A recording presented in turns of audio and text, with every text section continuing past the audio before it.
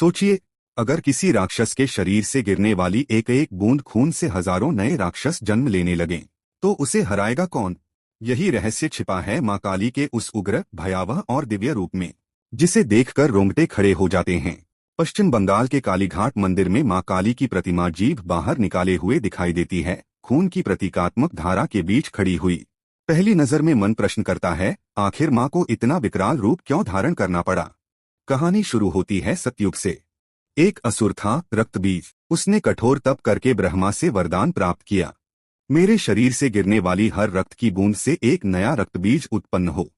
वरदान मिलते ही वह लगभग अजेय हो गया। देवताओं ने युद्ध किया, उसे घायल किया, लेकिन जितनी बार उसका रक्त धरती पर गिरता, उतनी ही बार हजारों नए रक्तबीज खड़े हो जाते। युद्धभूमि राक्षसों से भर गई। देवता भयभीत हो उठे। तब देवी शक्ति ने अपना प्रचंड रूप धारण किया। दुर्गा के तेज से प्रकट हुई मां काली। काली का स्वरूप भयंकर था।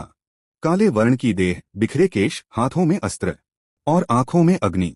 उन्होंने अपनी विशाल जीभ फैला दी। अब जैसे ही रक्तबीज का रक्त गिरने को होता, मां उसे धरती तक पहुंचने से पहले ही पी लेती। एक भी बूंद जमीन पर नहीं गिरने देती। धीरे धीरे रक्तबीज की शक्ति समाप्त हो गई और अंततः उसका वध हो गया। युद्ध तो समाप्त हुआ, पर मां काली का क्रोध शांत नहीं हुआ। वो तांडव करने लगी। धरती कांप उठी, दिशाएं थर्रा गईं।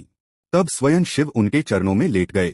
जब मां काली ने अपने ही पति को पैरों तले देखा, तो उनका क्रोध शांत हुआ।